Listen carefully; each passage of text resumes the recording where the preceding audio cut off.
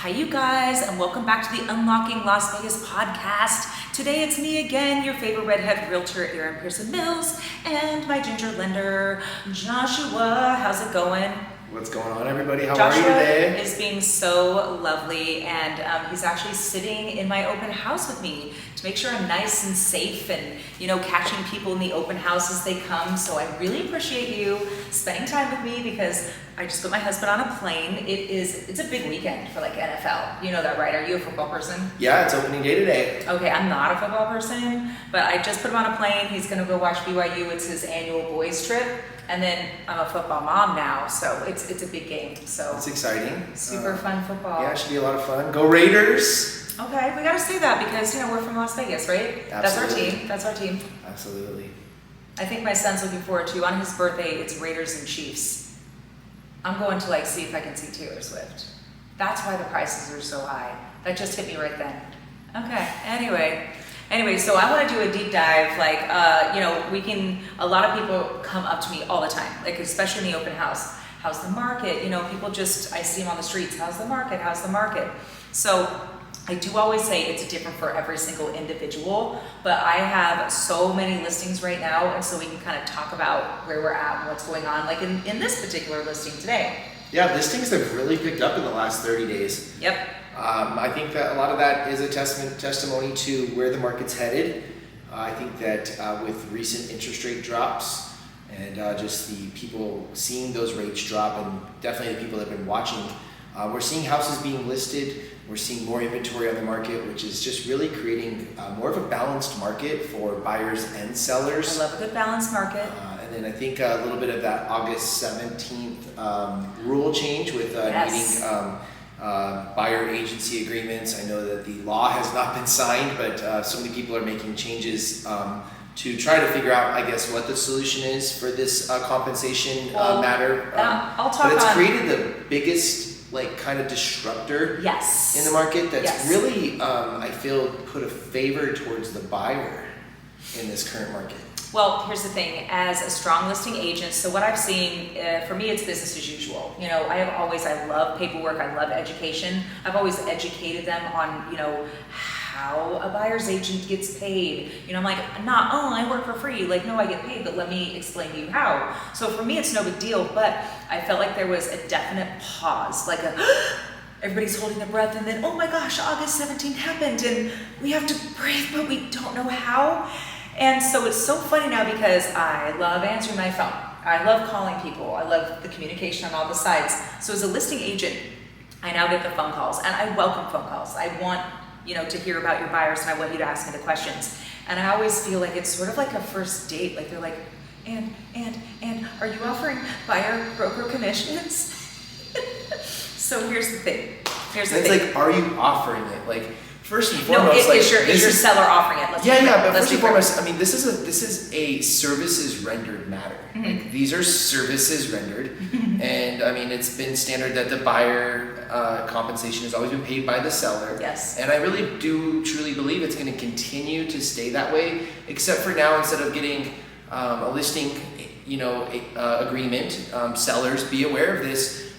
You get the listing agreement, and then when you actually get into the contract, you get the buyer side. Whereas before, I think it was a little bit better because the seller was being told, hey, you're going to pay this much total between two agents. To the brokerage. Right, and they would split it. Yes. And so now it's like, I can't wait to see, I think it's, you know, there's no real regulations, but what if you have a 5% listing as a seller? You sign this, right, because that's been normal and you think it's normal.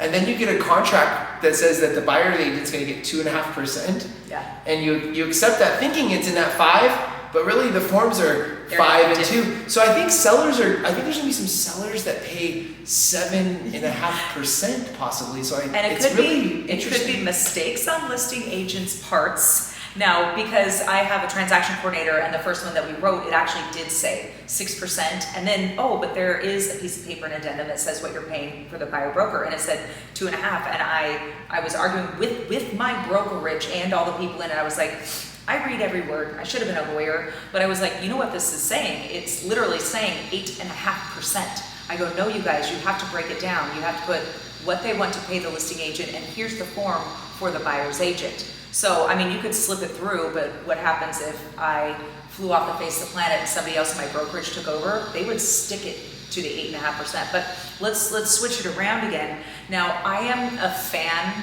at this point as being a heavy listing agent, and when they call me, I'm just saying, please put, you know, what you would like as your commission. Please put it in the offer. Please put it in the offer. Because, and it sucks, but I'm here for my seller. Because if we negotiated 6%, 3 on my side, 3 on their side, you know, what have you, and they put in their offer, whatever it may be, and put 2%, I just save the seller a percent. Okay. I save the seller the percent. So, I mean, sellers, beware. Like, honestly, like, you're going to pay a listing agreement commission, and you're going to pay a buyer agent commission. I truly believe that. I mean, otherwise, you know, sellers, if you guys counter back that you're not going to pay that commission, I believe that the buyer will potentially go find another house, yes. Unless for some reason they have some expendable amount of extra money. And obviously, the level of buyer, you know, entry level buyer versus luxury buyer, you might find that. However, I just really truly believe that sellers should go into the opinion that if they want to sell their house, they're going to need to pay both sides and both agents, the person listing it and the person finding it. Yeah, and listen, I can't say, sitting in this home, which by the way, we do have multiple offers on, okay? So, which is great. So that means that the houses are moving. We've been listed for 14 days, 14 or 15 days. But my point is, I'm not being like a dick. Can I say dick on my own podcast? I'm not being like a brat. I'm not like, oh, we'll just put it in the offer. We'll wait and see. I'm like, oh, we're absolutely offering buyer broker compensation. Please put it in the offer. Absolutely. You know, because I don't want them to walk away thinking I'm going to get screwed, you know, because that's not fair either. But I am here on my seller side. And so buyers, you're going to hear a lot more about this as well. And yes, you know, there are services that are paid to your buyer's agent. And, you know, you are going to sign something that says that you could be responsible for that. However, I believe majority of those conversations are leading to where your buyer's agent is going to negotiate on your behalf for the seller to pay for this expense. But now everybody's being really made aware, which I think disclosure. I love it. Has really been a big thing. And so we had a big change in lending 9 years ago, 9 years ago, TRID, which really changed our documents and the way we flowed our business. And it took, you know, several months for everybody to kind of get acclimated to that. I think that a lot of the early adapters really were able to succeed. So just, you know, adapting to this new protocol and realizing that, guys, this is a mandate, and a lot of the agents are out there bringing that information to you, I think is great. Something I just heard though. Mm-hmm. This house has been on the market for 14 days. Yes. And so this house is, it's a 3-bedroom, 2-bath? It's actually 4-bedroom, 2-bath. 4-bedroom, 2-bath with a pool. Okay, but let's... And no HOA? Yes, with a pool, no HOA. Under 500,000? 450, and for some reason, no, this home, it was actually built in the 70s, so, but it has within the last 3 years, stay with me here, brand new roof, brand new air conditioning, brand new pool pump, brand new doors and windows, brand new water heater, brand new disposal, brand new garage door, like cake. So hence the multiple offers too, because I am allowed to list that in the MLS and the agent notes. So you're in multiple offers on this house under 30 days on the market? Yes. How often are you seeing houses sell under 30 days in the market currently right now? Well, I think it depends on the price point, but it's kind of like skipping the middle median. So if you're in the affordable, what we're going to call affordable, from the condo range to like the 250 to under 500,000 is pretty much within 30 days. Pretty much within 30 days if it's well marketed, you know, smells good, well, that's another topic. And then, but the luxury market is really going quick as well. So I'm not sure like where the median is, but you know what I'm saying, like the 500 to like a million, like we're kind of losing those people, but you know, thank goodness I've kind of had the other two brackets. And then the super luxury is really interesting. We're seeing some of the highest numbers of super luxury this year. What I would say super luxury would be about 1.8 million or higher, but I really see that 1.8 to 2.3 million window. I think we're at 119 or 120 buyers that close this year in that price range. You know what, they're like not afraid of whatever interest rate they're getting right now, because let's talk about interest rates. And the biggest question I get is, and statement, well, I'm waiting for the election goodies. I'm waiting for after the election. I'm waiting to see what's going to happen in the election. Guys, the train's leaving the station. Like before the election, trains leaving the station. And what I say by the trains leaving the station, interest rates have dropped. Right now, we are seeing the lowest interest rates that we've seen since 2022 when they started this whole debacle of interest rate increases. And with that, it's going to increase the buyer availability or the buying power. And this is really just creating such a great time to get into a home. With this interest rate let's drop. break that down. So you showed me a client. So let's say I come to you, I've got like a 700 and I think it was 5 credit score, right? And so if a month ago or 2 weeks ago you had me a 7, okay, what could I qualify for? We were looking at somebody else's, what they could qualify for, like 300,000, whatever it is, right? Depending on my income, Correct. All the things. And so now if it drops. It dropped over 0.5 point in interest rate improvements. How much more could I buy? And that's just in the last few weeks. We've probably seen over 1 point to 1.5 points in actual rate improvement. But let's say the rate drops from 7 to 6.5 or from 6.5 to 6. What we're facing there, that 0.5 point drop is going to actually improve you about $25,000 in purchase power, 25 to 30,000. So looking at that, what you could buy for 300,000 at the rates a month ago, you can actually get up to 330,000. So this is really great news for the consumer because they're going to be able to buy more home, or they're going to be able to buy the home that's going to be more affordable for them at that price point. At a lower mortgage. So a lot of great combinations that come with the interest rates dropping. Interest rates, guys, they're not tied to the Fed rate that's going to drop on 9/18. They're actually tied to more towards the 10-year Treasury and then the 30-year bonds. And so when the 10-year Treasury drops, interest rates drop. When the 10-year Treasury goes up, interest rates go up because our bonds go down. Usually our bonds are an opposite parallel of the 10-year Treasury. Great news, the 10-year Treasury just dropped below 3.8. This is huge because our next levels are 3.661. Okay. We've got job reports coming out this week. We really see a slowing in the market. We really see some numbers that are going to start to be favorable. They have been, and I say they, the powers that be have been really skewing job reports, sales reports, inflation reports, housing and CPI reports. These are all the reports that come out monthly, and we see where we're at now, and we're still, talking about numbers from a year ago. So we're getting past a lot of the reports that have skewed us, and I just really see continued improvement in the market that's going to help buying power, help the market spur. And in that, I see a lot more listings on the market right now, which I think, with 9/18 coming, September 18th, the Feds are going to announce, it's kind of been hedging, like we're seeing that we're heading in the right direction. They're going to announce they're dropping the Fed rate. Well, smart buyers right now know that interest rates have dropped and they're out in the market buying. And I think that that's really what we're seeing in a pickup of a spur. So, buying before 9/18, you probably will see less challenges of competition. You probably will see more buyer credits from sellers, seller paid closing costs towards the buyer. I think your negotiations could be a little bit less aggressive. I really do think that the masses are going to start to come out in September, October, November. I think we're going to be the busiest that we've been in a couple of years. Well, look, we haven't gone on 30 days since August 17th. And if you don't know what August 17th is, that's when, the buyer broker commissions had to come off the MLS, and now we have to start talking to each other. So I think kind of the cream rises to the top theory. All the agents out there that are not educated, that don't know what to do, that are in a blind panic because they're not, talking to their broker or getting to know what we're supposed to be doing, they're out. I feel like, we had the masses just going in looking, I could make, 2.5% or 3, whatever. Now it's actual work. And I don't think a lot of people get into real estate thinking it's work. Stop watching Selling Sunset, you guys. But so anyway, I think it's like, the 7 years ago when you guys had your lending upset, like this is our shakedown, and I kind of like it.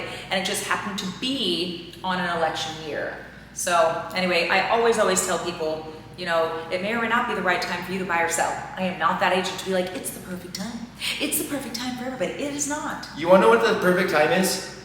Every person, there were trillions of dollars, let me repeat myself, trillions of dollars of loans written at above 7% interest rate. Consumers, if you have a 7% interest rate right now, call your lender, call me if you're in Nevada, California, Utah, or Florida. It's time to drop your interest rate.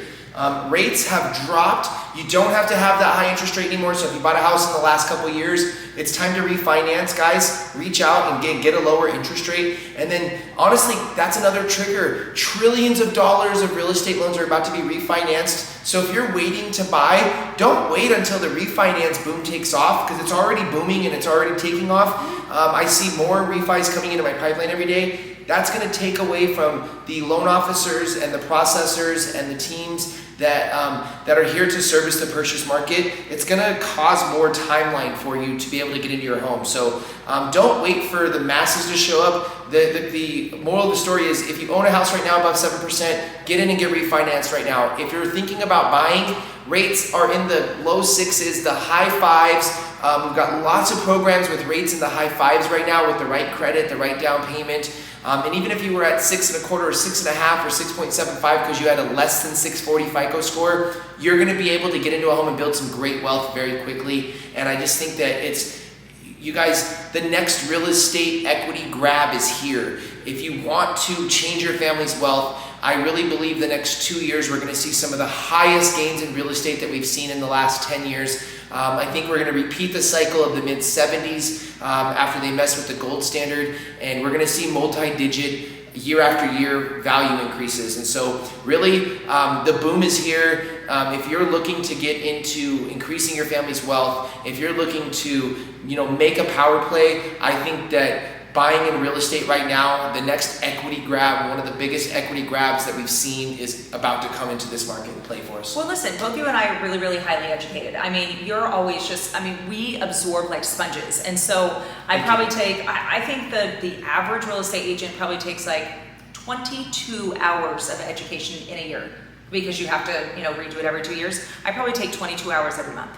Okay. And so the thing is that you have people like us that you can call and ask questions. And there is no stupid question, you guys. Before I got into real estate 7 years ago, I actually didn't know I could refinance. That information is there, but I wasn't reaching out to know this information. It's not being fed to me. It wasn't in my TikTok algorithm. I don't think TikTok was invented 7 years ago. But that's my point, is that there is no stupid question. You can ask us to look at you and review any sort of situation, and if it's not the right time for you, we're not going to push you to do it. That's the good thing about us. I always say, you and me, we really don't have commission breath, right? We're here to help you. If it's not right for you, we're going to give you a timeline. You really help out a couple of my clients that needed help with a little bit of credit, and it just wasn't the right time. I don't really know how much money I made last month. All I know is I helped 7 home buyers get home. I like it. And that was really, that was the most important thing to me, was the people that I got to help. I think that's really a great statement. And the education. I don't go into my hair salon and be like, how much money did you make last month? She'd be like, oh, I made 300 women look pretty. Okay, who asks professionals how much they make? That's what I don't like about, since we're on so many like reality TV shows and like, oh my gosh, real estate is so like amazing. Like, just don't ask anybody how much they make, all right? Unless you're a loan officer. It's not about how much you make. It's about how much you keep. And I don't think people really focus on that. Oh damn, that should be our next podcast. That should be our next podcast. A very wise person taught me that. Somebody I appreciate very much. My mentor of many years. His initials are WW, and I just want to give that shout out. I really, It doesn't matter how much you make, it depends on how much you keep. This goes out to all those millennials out there that order Slurpees to be brought to them. Go get it yourself. Another thing, guys, back to the refinance tip, and this is something this is what we're talking about here. No, you don't have to refinance back to a 30-year loan. So you're 2 years into your mortgage and you don't want to set your life backwards. Well, get into a flex term at 28 years.